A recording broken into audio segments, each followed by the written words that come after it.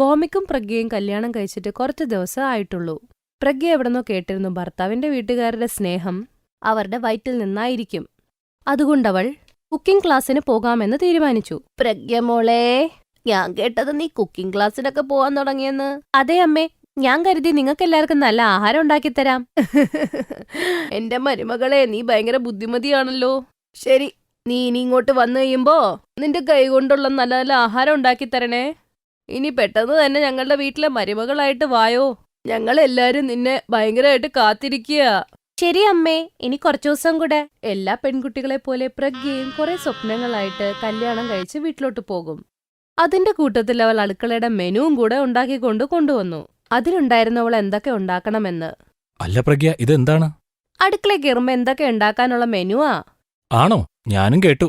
എന്റെ ഭാര്യ എന്താ ഉണ്ടാക്കാൻ പോകുന്ന നോക്കട്ടെ. ഷാഹി പനീർ, മലായ് കോഫ്തെ, മിക്സ് വെജ്, ബൂന്തി രായ്ത്ത, പിന്നെ പൂരി. ആഹാ, ഇനി അങ്ങോട്ട് കുശാലാണല്ലോ. എന്റെ വായിൽ ഇപ്പൊ തന്നെ വെള്ളം വന്നു തുടങ്ങി. കുറച്ചു നേരം കാത്തിരുന്നാ മതി. ഞാൻ ദാ ഇപ്പൊ അടുക്കളയിൽ പോയിട്ട് എല്ലാം ഉണ്ടായിക്കൊണ്ട് വരാം. പ്രഗ്യ അടുക്കളയിൽ പോയപ്പോ ഫ്രിഡ്ജിൽ നോക്കുമ്പോ അത്യാവശ്യമായിട്ടുള്ള കാര്യം ഉണ്ടായിരുന്നില്ല. അമ്മ, ഫ്രിഡ്ജിൽ തക്കാളി ഇല്ലല്ലോ.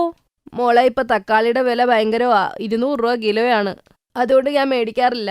നിൽക്ക്, ഞാനിപ്പൊ അപ്പുറത്തെ വീട്ടിൽ നിന്ന് വാങ്ങിച്ചോണ്ട് വരാം. പാതി തക്കാളി എന്തായാലും തരുമോ? പാതി തക്കാളിയോ? പക്ഷെ ഞാനുണ്ടാക്കാൻ പോകുന്ന സാധനത്തിന് 8-10 തക്കാളി എന്തായാലും വേണ്ടി വരും. 8-10 തക്കാളിയോ? വേണ്ട മോളെ, തക്കാളി ഇല്ലാതെ തന്നെ മോളുണ്ടാക്കിക്കോ. പക്ഷെ ഷാഹി പനീർ, മലായ് കോഫ്തയില് തക്കാളി ഇല്ലാതെ അതിന് ഒരു രുചിയും വരത്തില്ലമ്മ. നീ വിഷമിക്കണ്ട, സവാള കൂടുതലിട്ട് നീ കറി ഉണ്ടാക്കിയാ മതി. ഞങ്ങള് സന്തോഷത്തോടെ കഴിച്ചോളാം. അവൾക്ക് ഭയങ്കര ആഗ്രഹമായിരുന്നു നല്ല രീതിയിൽ ഭക്ഷണം കൊടുക്കണമെന്ന്. പക്ഷെ തക്കാളി ഇല്ലാത്തതുകൊണ്ട് തന്നെ അവളുടെ എല്ലാ പ്രതീക്ഷകളും പോയി. തക്കാളി ഇല്ലാതെ തന്നെ അവൾ കറികൾ ഉണ്ടാക്കി. എന്നിട്ട് 2 മണിക്കൂർ കഴിഞ്ഞ് അവൾ ടേബിളിൽ എല്ലാവർക്കും ആഹാരം കൊടുക്കും. നീ ഭക്ഷണത്തെക്കുറിച്ച് പറഞ്ഞപ്പോ തന്നെ എന്റെ വായിൽ വെള്ളം വന്നിരുന്നു. പക്ഷെ ഇത് കഴിച്ചപ്പോ അത്ര രസമായിട്ട് തോന്നിയില്ല. ശരിയാ മോനെ, ഞാനും കരുതിയിരുന്നു ഇന്നെന്തെങ്കിലും നല്ലത് കഴിക്കാമെന്ന്. അത് കാര്യമാക്കണ്ട. അതച്ഛ, അടുക്കളയിൽ പാതി സാധനം ഉണ്ടായില്ല. പിന്നെ തക്കാളി അതുണ്ടായിരുന്നില്ല. അതൊന്നും അല്ല മോളെ, തക്കാളി ഇല്ലാതെ തന്നെ നല്ല രീതിയിൽ ഉണ്ടാക്കാൻ പറ്റും. അത് പോട്ടെ, കുഴപ്പമില്ല. നാളെ നീ നല്ല ആഹാരം ഉണ്ടാക്കിയാ മതി. പാവം പ്രഗ്യ വിചാരിച്ചതൊന്നും അവിടെ സംഭവിച്ചതേയില്ല. അടുത്ത ദിവസം അമ്മായിയച്ഛൻ പച്ചക്കറി മേടിക്കാൻ പോയപ്പോൾ പ്രഗ്യ അച്ഛനോട് പറഞ്ഞു, അച്ഛാ, കുറച്ച് തക്കാളി മേടിച്ചോണ്ട് വരണേ. തീർച്ചയായും മരുമോളെ, ഞാൻ കൊണ്ടുവരാം. അമ്മായിയച്ഛൻ പോയതോടെ പ്രഗ്യ അപ്പൊ തന്നെ മട്ടർ പനീർ ഉണ്ടാക്കാൻ തയ്യാറാക്കി. ഇന്ന് ഞാൻ ഉണ്ടാക്കാൻ പോകുന്ന ആഹാരം കഴിച്ച് എല്ലാവരുടെയും മനസ്സ് നിറയും. കുറച്ചു നേരം കഴിഞ്ഞപ്പോൾ അമ്മായിയച്ഛൻ വീട്ടിലേക്ക് എത്തി. അച്ഛാ, പെട്ടെന്ന് തന്നെ തക്കാളി താ, ഞാൻ കറി ഉണ്ടാക്കട്ടെ. മോളെ, തക്കാളിക്ക് നല്ല വിലയാ. അതുകൊണ്ട് ഞാൻ വാങ്ങിയില്ല. ഞാൻ ആദ്യമേ പറഞ്ഞല്ലേ തക്കാളിക്ക് വിലയുണ്ടെന്ന്. പക്ഷെ തക്കാളി ഇല്ലാതെ ഞാൻ എങ്ങനെയാണ് കറി ഉണ്ടാക്കുക? മോളെ, വെളുത്തുള്ളി, സവാള, പച്ചമുളകൊക്കെ ഇട്ടുണ്ടാക്ക്. ഞങ്ങള് കഴിച്ചോളാം. പക്ഷെ അമ്മ, അങ്ങനത്തെ കറി ഉണ്ടാക്കിയ ആർക്കുമേ ഇഷ്ടപ്പെടില്ല. എങ്ങനെ ഉണ്ടാക്കണമെന്ന് നിങ്ങൾ നോക്കിക്കോളൂ. ഞങ്ങൾ എന്തായാലും അത് കഴിച്ചോളാം. പ്രഗ്യ എന്തായാലും മട്ടർ പനീർ കറി ഉണ്ടാക്കിയിരുന്നു. പക്ഷെ അവൾക്ക് നന്നായിട്ടറിയാം ആർക്കും അത് ഇഷ്ടപ്പെടില്ല എന്ന്. അതുതന്നെ സംഭവിച്ചു. ഈ മട്ടർ പനീറിന് ഒട്ടും സ്വാദില്ലല്ലോ. ശരിയാണ് മോനെ. അത് ഞാൻ ആദ്യമേ പറഞ്ഞതല്ലേ, തക്കാളി ഇല്ലാതെ രുചി വരില്ല എന്ന്. മോളെ, തക്കാളി ഇല്ലാതെ നാളെ നീ നല്ലൊരു കറി ഉണ്ടാക്കണം. രുചിയും ഉണ്ടാവണം. ഇവർക്കെല്ലാവർക്കും രുചിയുള്ളത് വേണം. പക്ഷെ തക്കാളി വാങ്ങാൻ പറ്റില്ല. തക്കാളി ഇല്ലാതെ കറികൾക്ക് എന്ത് രുചി വരാനാണ്? അതുകൊണ്ട് തന്നെ അവളുണ്ടാക്കുന്ന ആഹാരത്തിൽ എപ്പോഴും കുറ്റം കാണുമായിരുന്നു.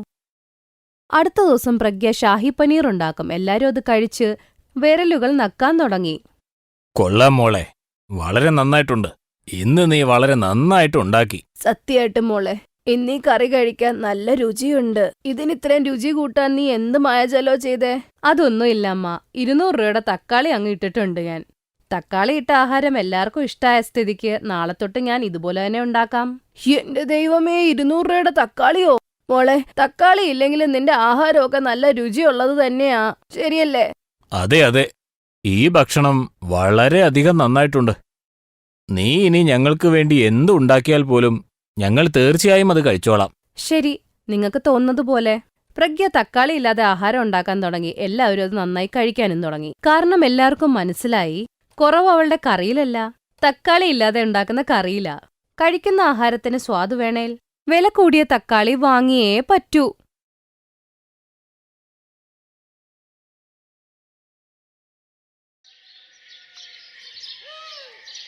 ഇന്നെന്റെ ജീവിതത്തിലെ ഏറ്റവും സന്തോഷം നിറഞ്ഞ ദിവസമാണ്.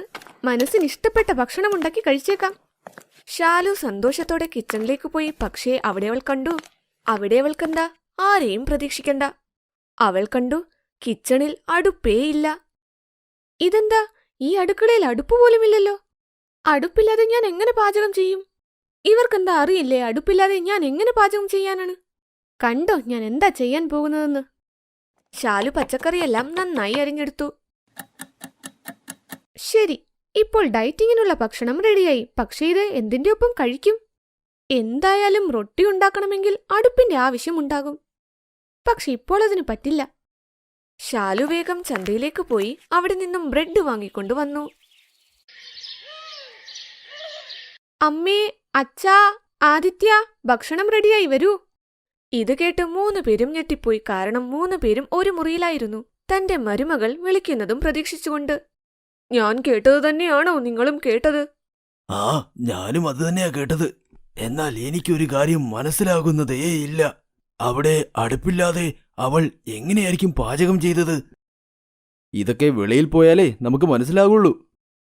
3 പേരും വെളിയിലേക്ക് വന്നപ്പോൾ കണ്ടു പച്ചക്കറി കൊണ്ടുണ്ടാക്കിയ കറിയും മസാലയിട്ട സലാഡും കുറച്ചു ബ്രെഡും. അയ്യയ്യോ, എന്റെ ഈ പ്ലാനും ചീറ്റിപ്പോയല്ലോ. ആ, കുഴപ്പമൊന്നുമില്ല. എന്തായാലും കുറഞ്ഞ പക്ഷം ഇവർ തമ്മിൽ ഇനി വഴക്കെങ്കിലും ഉണ്ടാക്കാതെ ഇരിക്കുമല്ലോ. അടുപ്പിന്റെ കാര്യവും പറഞ്ഞ് അടുപ്പിൽ വെച്ച് ഉണ്ടാക്കാത്ത ഈ ഭക്ഷണം പോലും കഴിക്കാൻ എന്തൊരു സ്വാദായിരിക്കുന്നു. പിന്നെ ഇത് ഹെൽത്തിയുമാണല്ലോ. പക്ഷേ എന്തുകൊണ്ടിങ്ങനെ സംഭവിച്ചു? എന്തുകൊണ്ടാണ് ആ വീട്ടിൽ അടുപ്പില്ലാത്ത അടുക്കള പണിതുണ്ടാക്കിയത്? എന്താ ആ അടുക്കളയിൽ ഒരിക്കലും അടുപ്പുണ്ടായിട്ടില്ലേ? ഇതറിയാനായി നമുക്ക് കഥയുടെ പിന്നിലേക്ക് പോകേണ്ടി വരും. ഷാലു ആദ്യമായി കല്യാണം കഴിച്ച് ഭർത്താവിന്റെ വീട്ടിൽ വന്നപ്പോൾ തന്റെ ഒപ്പം ഒരു വലിയ ഗ്യാസ് അടുപ്പ് കൊണ്ടുവന്നു. നോക്കുമോളെ, നമ്മുടെ വീട്ടിൽ നല്ലൊരടുപ്പുണ്ടല്ലോ. പിന്നെയും നീ എന്താ കൊണ്ടുവന്നിരിക്കുന്നത്? ഇത് സ്റ്റോർ റൂമിൽ കൊണ്ടുപോയി വെക്ക്.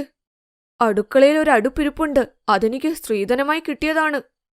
ശരിയമ്മേ, ഇതിലൊക്കെ എന്തിരിക്കുന്നു? ആ അടുപ്പ് എപ്പോൾ വരെ നന്നായിരിക്കുന്നോ അത് നമുക്ക് ഉപയോഗിക്കാം. അത് കേടായി കഴിഞ്ഞാൽ ഞാൻ കൊണ്ടുവന്ന അടുപ്പെടുക്കാം. ഷാലു താൻ കൊണ്ടുവന്ന അടുപ്പ് സ്റ്റോർ റൂമിൽ വെച്ചു. പിന്നെ അടുക്കളയിൽ പോയി തന്റെ അമ്മായിയമ്മയുടെ അടുക്കളയിൽ പാചകം ചെയ്തു. പിന്നെ ഷാലു ഭക്ഷണമുണ്ടാക്കി ടേബിളിൽ കൊണ്ടുവച്ചപ്പോൾ അച്ഛൻ, അമ്മ, ആദിത്യ എല്ലാവരും അവിടെ ഉണ്ടായിരുന്നു. മോളെ, നിന്റെ അമ്മ നിനക്ക് പാചകമൊന്നും പറഞ്ഞു തന്നിട്ടില്ലേ? ഇത്രയും സമയം വേണോ ഭക്ഷണമുണ്ടാക്കാൻ? അമ്മേ, നിങ്ങൾ എന്ത് വേണമെങ്കിലും എന്നെ പറഞ്ഞോളൂ. എന്റെ അമ്മയെക്കുറിച്ച് സംസാരിക്കാൻ ആർക്കും അധികാരമില്ല. പിന്നെ ഭക്ഷണം നിങ്ങളുടെ അടുപ്പ് കാരണമാ ഇത്രയും താമസിച്ചത്. ഇത്ര പതുക്കെ കത്തുന്നതാണെങ്കിൽ പറയണ്ടേ? ഇത്രയും സ്ലോ ആയിട്ട് ആരും ഡാൻസ് പോലും കളിക്കില്ല. നീ എന്തിനാ കിക്കിന്ന് ചിരിക്കുന്നത്? അവളെന്റെ അടുപ്പ് മോശമാണെന്ന് പറഞ്ഞപ്പോൾ ചിരിക്കുന്നോ? അയ്യോ, അതിലിപ്പോൾ മോശം പറയാൻ എന്തിരിക്കുന്നു? മരുമകൾ പറഞ്ഞതെല്ലാം വളരെ ശരിയല്ലേ? നിന്റെ അടുപ്പ് ഇപ്പോൾ വളരെ മോശാവസ്ഥയിലാണ്. നാളെ കൊണ്ടുപോയി അത് റിപ്പയർ ചെയ്തെടുക്കണം. എന്നിട്ടത് സ്റ്റോർ റൂമിൽ വെക്കുക. വൈകുന്നേരം അവളുടെ അമ്മായിച്ചൻ പറഞ്ഞു, ആ മോളെ, കുറച്ച് ചായ ഉണ്ടാക്കി തരാമോ? എന്തിനാ അങ്ങനെ ചോദിക്കുന്നത് അച്ഛാ? താങ്കൾ എന്നോട് പറഞ്ഞാൽ പോരെ? എനിക്കും ചായ കുടിക്കണമെന്നുണ്ട്. നമുക്ക് 3 പേർക്കും കൂടി ചായ ഉണ്ടാക്കാം. അമ്മയും കൂടി വിളിച്ചോളൂ. ഷാലു അടുക്കളയിൽ പോയി ചായ പാത്രത്തിൽ വെച്ച് അവൾ അടുപ്പ് കത്തിക്കാനായി ശ്രമിച്ചു. എന്നാൽ ഗ്യാസ് പോലും പുറത്തു വരുന്നില്ല. പെട്ടെന്ന് അടുക്കളയിൽ ഗ്യാസിന്റെ മണം വരാൻ തുടങ്ങി. അമ്മയുടെ അടുപ്പിൽ നിന്നും ഗ്യാസ് ലീക്കാകുന്നുണ്ടല്ലോ. അടുപ്പ് കത്തുന്നുമില്ല. ഇടയ്ക്കിടയ്ക്ക് തോന്നും തോട്ടിലെടുത്ത് എറിയാൻ. അപ്പോൾ അവിടേക്ക് അമ്മായിയമ്മയും വന്നു. എന്താ നീ പറഞ്ഞത്? എന്റെ അടുപ്പെടുത്ത് നീ തോട്ടിക്കളയുമെന്നോ? മതിയാക്കിക്കോ നീ. ഇന്നു മുതൽ എന്റെ അടുപ്പിന്റെ അടുത്ത് നിന്നെ കണ്ടുപോകരുത്.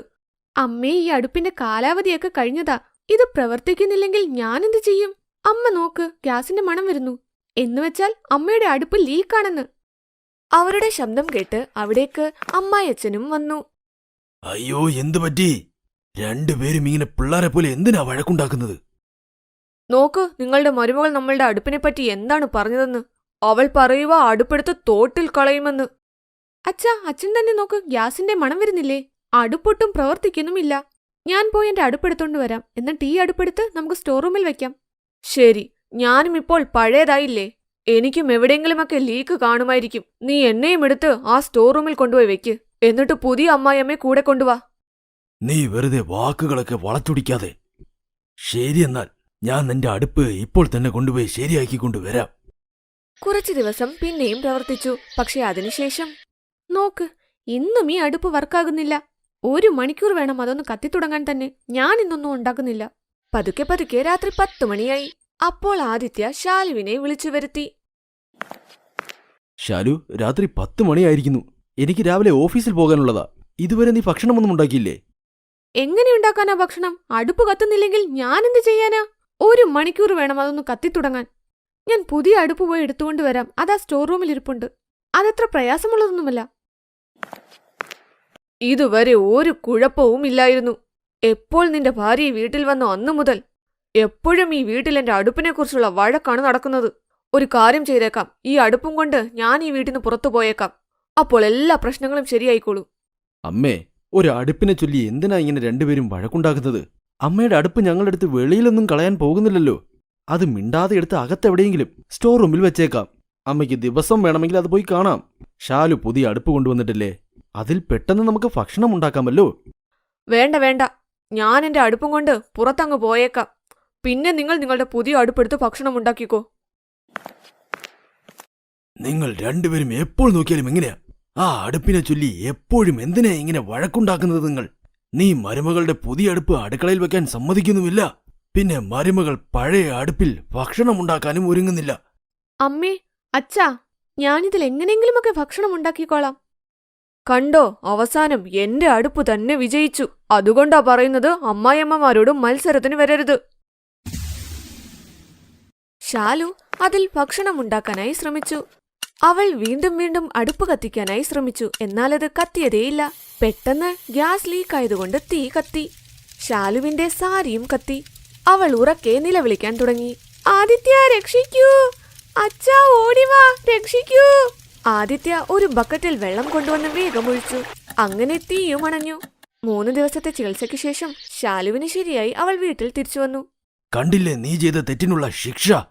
കൃത്യസമയത്ത് ആദിത്യ വന്ന് വെള്ളം ഒഴിച്ചതുകൊണ്ട് നന്നായി. അല്ലെങ്കിൽ ശാലുവിന് എന്ത് സംഭവിക്കുമായിരുന്നെന്ന് ആര് കണ്ടു? എന്തു പറയാനാ, അവളിപ്പോൾ ദൈവത്തിന്റെ അടുത്ത് പോകുമായിരുന്നു. മോളെ, എന്നോട് ക്ഷമിക്കൂ. എനിക്ക് എന്റെ അടുപ്പിന്റെ മേൽ നല്ല അഹങ്കാരമുണ്ടായിരുന്നു. ഇന്നത് നിനക്ക് പറ്റി. നാളെ ചിലപ്പോൾ അത് എനിക്കും പറ്റും. ആരുടെയും ജീവിതം വെച്ച് കളിക്കാൻ എനിക്ക് ഒരാഗ്രഹവുമില്ല മോളെ. ആദിത്യമോനെ, എന്റെ അടുപ്പ് സ്റ്റോർ റൂമിൽ വെച്ചേക്ക്. മോള് കൊണ്ടുവന്ന അടുപ്പ് എടുത്ത് അടുക്കളയിൽ വെച്ചേക്ക്. ആദിത്യ പുതിയ അടുപ്പ് അടുക്കളയിൽ കൊണ്ടുപോയി വെച്ചു. എല്ലാവരും സന്തോഷത്തോടെ ജീവിച്ചു. Thanks for watching.